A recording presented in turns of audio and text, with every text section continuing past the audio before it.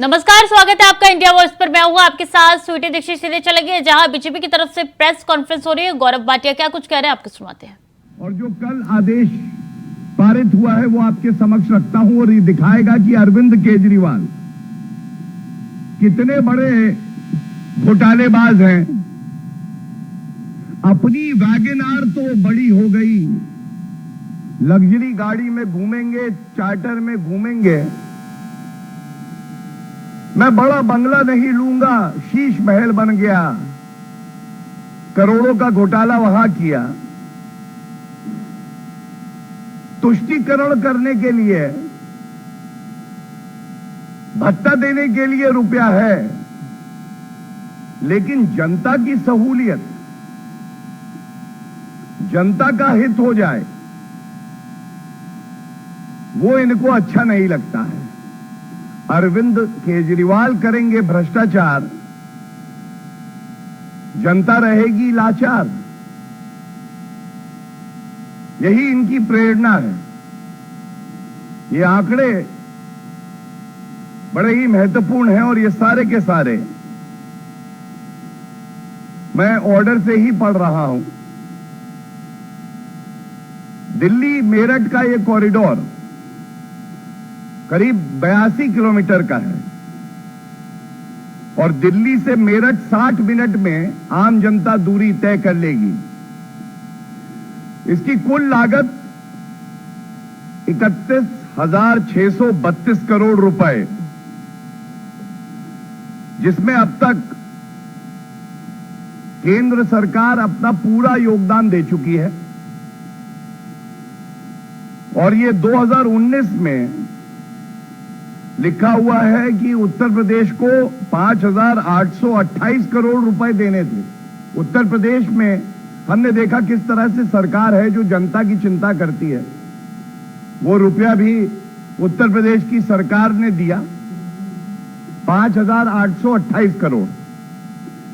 दिल्ली के हिस्से में 1138 करोड़ था, केवल 1138 करोड़। अरविंद केजरीवाल जी की सरकार से कहा गया कि ये जमा कराइए। अरविंद केजरीवाल जी अपने शराब के व्यापारी मित्रों की चिंता करते हैं, अपना शीश महल बनाते हैं। और एक तुलनात्मक बात रखना अति आवश्यक है। 3 वर्ष में अरविंद केजरीवाल कट्टर बेईमान घोटालेबाज वसूली सरकार ने अपना महिमा मंडन करने के लिए 1106 करोड़ रुपए के इश्तिहार दे डाले।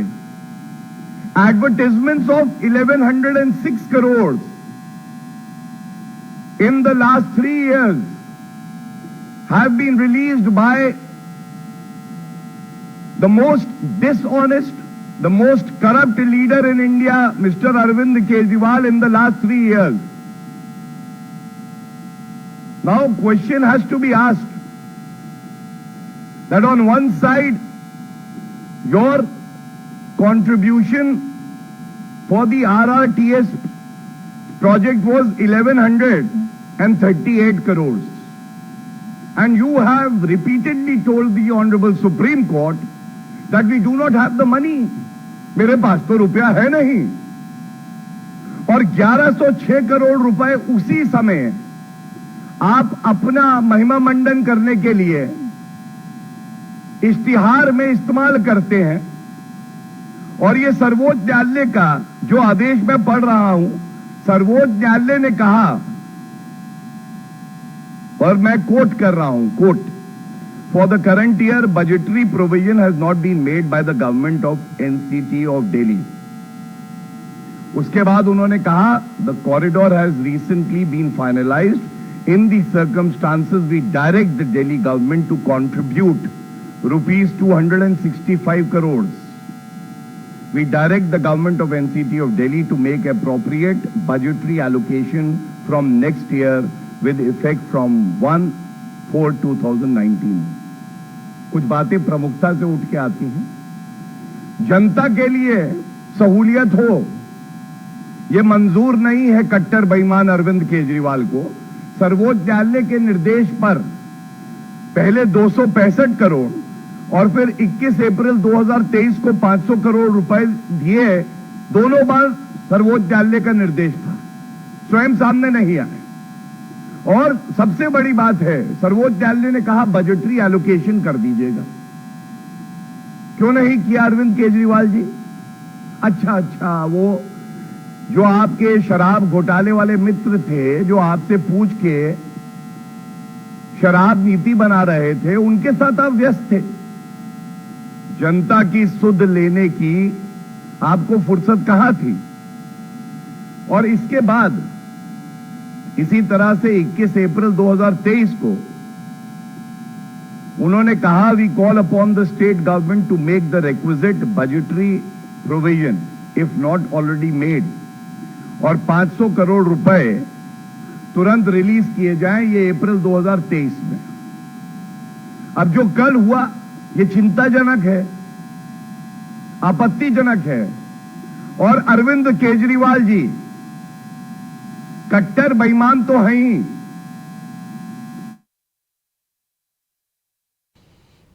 तो बीजेपी की तरफ से गौरव भाटिया को सुने थे आप, अरविंद केजरीवाल पर निशाना साध रहे थे, उनके घर को लेकर, उनके आवास को लेकर, रिनोवेशन को लेकर तमाम बातें उनकी तरफ से की गई थी। खबरों में आगे बढ़ेंगे, अहम जानकारी निकल के सामने आ रही है। आज से शिव आस्था और भक्ति का पवित्र श्रावण मास शुरू हो चुका है। बम बम भोले के नारों से गूंजे हैं शिवालय। 8 सोमवार के साथ 2 महीने तक चलेगा सावन का महीना और 4 जुलाई से 31 अगस्त तक चलेगा सावन का महीना। तो अहम जानकारी आप तक पहुंचा रहे हैं। बता दें, बम बम भोले के नारों से गूंजे हैं शिवालय और आज से श्रावण मास के सावन की शुरुआत हो चुकी है। पवित्र श्रावण मास की शुरुआत हो चुकी है और ऐसे में बम बम भोले के नारों से शिवालय गूंजे हैं और वो तस्वीर निकल के सामने आ रही है। उज्जैन से भी तस्वीरें आ रही है, काशी विश्वनाथ मंदिर से भी तस्वीरें आ रही है, जहां पे सुबह सवेरे भक्तों की लंबी कतारें लगी हुई है। तो 8 सोमवार के साथ 2 महीने तक ये सावन का महीना चलने वाला है। आज से भक्ति का पवित्र पर्व जो है वो शुरू हो चुका है। बम बम भोले के नारों से गूंजे हैं शिवालय। 4 जुलाई से 31 अगस्त तक चलेगा सावन का महीना। आज से शिव आस्था और भक्ति का पवित्र श्रावण मास शुरू हो चुका है।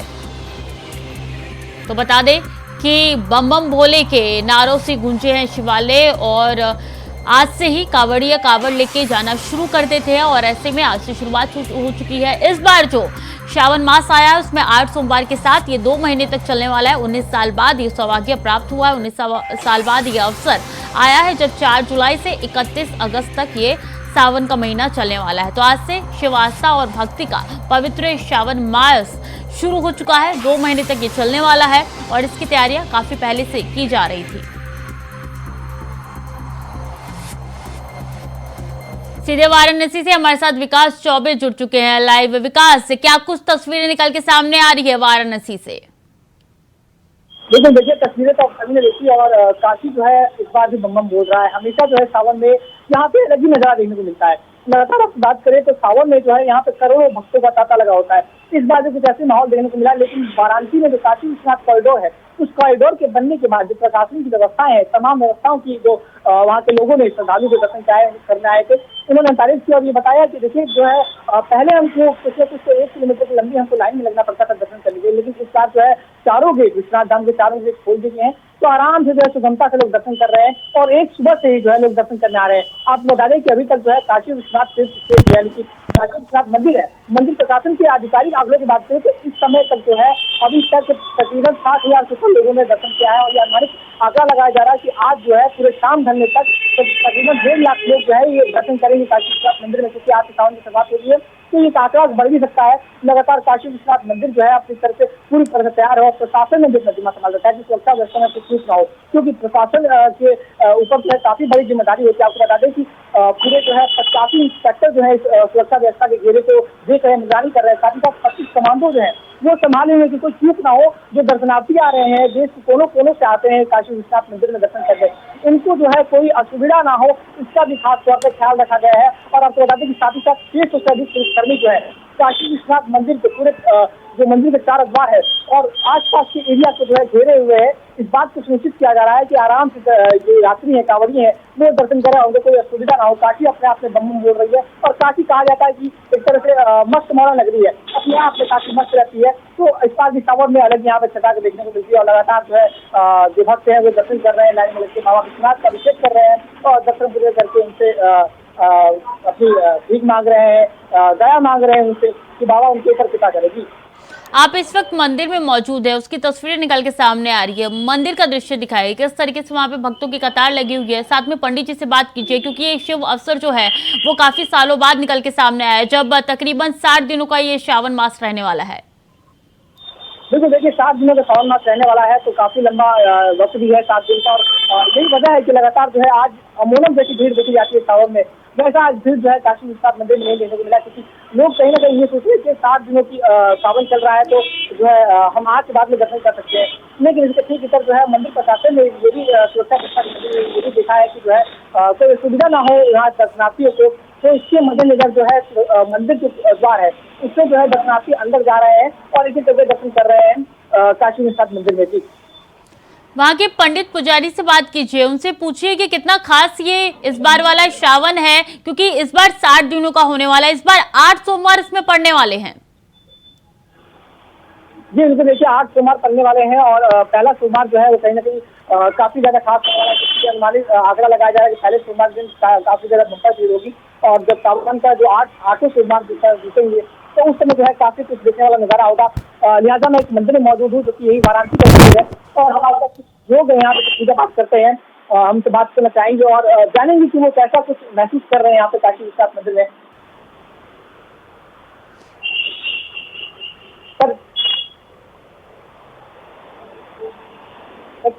श्रद्धालु आ रहे हैं दर्शन करने, क्या कुछ महत्व है आज का काशी विश्वनाथ जो है पावन अवसर है, तो जाहिर सी बात है देश विदेश से लोग आ रहे हैं। काशी बम बम बोल रही है, तो देख सकते हो काशी जो है बम बम बोल रही है और ऐसा कहना है यहाँ के पुजारियों का और जो देखरेख करते हैं। जी बिल्कुल, काशी बम बम बोलती है और कहा जाता है कि काशी के कण कण में भोले बसे हुए हैं और इसी भोले का त्योहार आज से शुरू हो चुका है। तो क्या तस्वीर निकल के सामने आ रही है, उत्साह किस तरीके से देखा जा रहा है, कितने दिनों से इसकी तैयारी की जा रही थी? बिल्कुल, देखिए तैयारियां जो है काफी दिनों से मुकम्मल की जा रही थी। इसको लेकर जिला प्रशासन ने स्तर पे जो है कई सारी मीटिंगें की और उसमें ये भी देखा गया है कि कोई तरह की सुरक्षा में जो है कुछ ना हो और इस बात से भी जो है एक तरह से तय किया गया कि जो मंदिर प्रशासन है वो अपनी तरफ से क्या कुछ तैयारी कर रहा है। क्योंकि आपको बता दें कि जो सावन का जो आखिरी सोमवार होगा उस दिन जो है रिकॉर्ड तोड़ 1 लाख जो है रुद्राक्ष से बाबा विश्वनाथ का अभिषेक किया जाएगा। ये बहुत बड़ी बात है, 1 लाख रुद्राक्ष जो है अभिषेक किया जाएगा।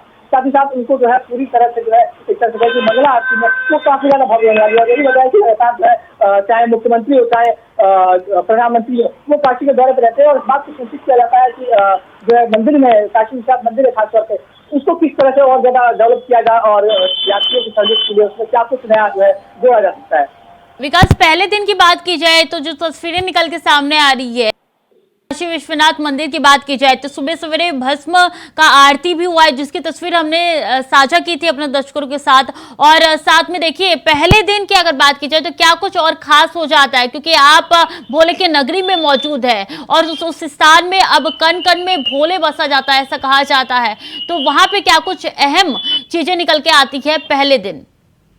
बिल्कुल, देखिए पहले दिन क्यों नहीं, पहला दिन जो है बहुत ज्यादा खास होता है और यही लोग कहते हैं कि शंकर शंकर मेरा शंकर, मैं लहर लहर अविनाशी हूँ, मैं काशी हूँ, मैं काशी हूँ, मैं काशी। यानी काशी नगरी जो है खुद कहती है कि मैं काशी हूँ, मेरे शंकर शंकर में शंकर है। तो जिस नगरी के शहर के जो है शंकर में शंकर वो अपने आप से काफी ज्यादा अद्भुत हो जाती है नगरी और यही वजह है कि जो है पहले दिन से श्रद्धालु लगातार तांता लगा हुआ है और एक करके जो है दर्शन करने आ रहे हैं और बाबा विश्वनाथ का मुराद मांग रहे हैं, ये उनसे दया मांग रहे हैं कि उनके ऊपर कृपा करे और जो कुछ भी है अपनी मुरादें जो है वहाँ पे हाजिरी लगा रहे हैं। अब मुरादें कि देश के कोने कोने से चाहे वो साउथ हो चाहे ईस्ट हो चाहे नॉर्थ हो, हर जगह से जो है लोग आ रहे हैं और अपनी जो है मन्नत बाबा विश्वनाथ के चरणों में रख रहे हैं।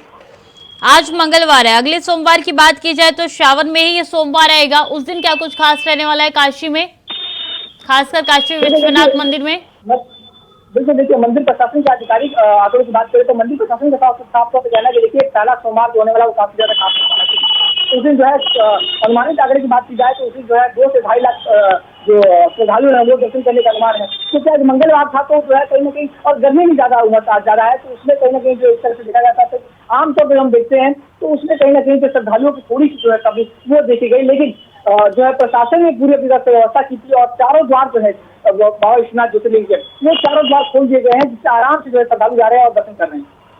बहुत बहुत धन्यवाद विकास आपका तमाम जानकारियों के लिए।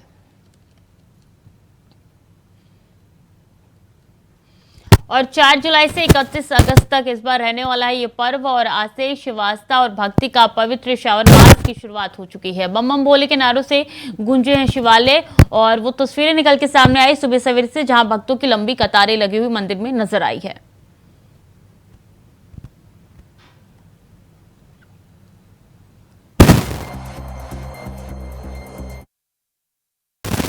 और सीधे चलेंगे जहां पे गोरखपुर से संपर्क स्मार्ट शाला स्मार्ट ब्लॉक कार्यक्रम में सीएम योगी आदित्यनाथ ने शिरकत किया है।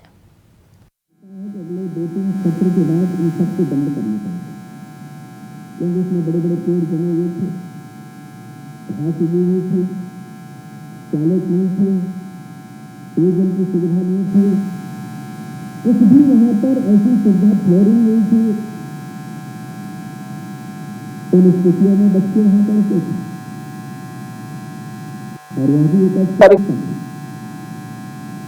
उत्तर प्रदेश में बेसिक शिक्षा परिषद में कुल 1,56,000 जो स्कूल थे, उनमें से लगभग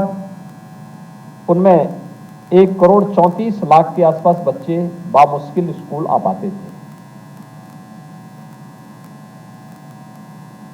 शिक्षकों की भारी कमी थी।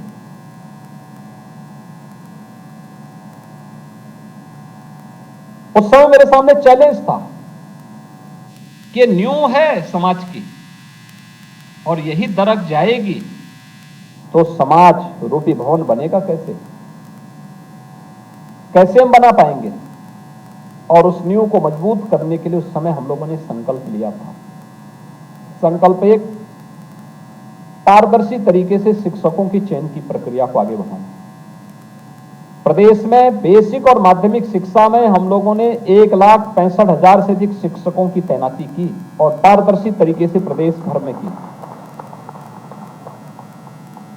1,65,000 शिक्षकों की भर्ती शासकीय प्रयास से करने के बाद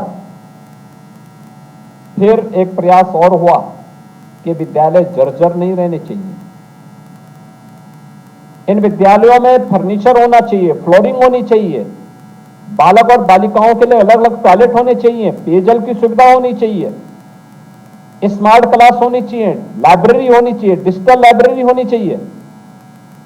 और एक प्रयास प्रारंभ हुआ और मैं धन्यवाद दूंगा बेसिक शिक्षा परिषद, उनके शिक्षकों को, उनके प्रधानाचार्यों को, उनके अधिकारियों को, जनप्रतिनिधियों को, जिन्होंने सबने मिलकर के बेसिक शिक्षा परिषद के साथ मिलकर काम किया। 1,36,000 विद्यालयों को ऑपरेशन कायाकल्प के माध्यम से अब तक अच्छी फ्लोरिंग, बालक बालिकाओं के लिए टॉयलेट, पेयजल की सुविधा,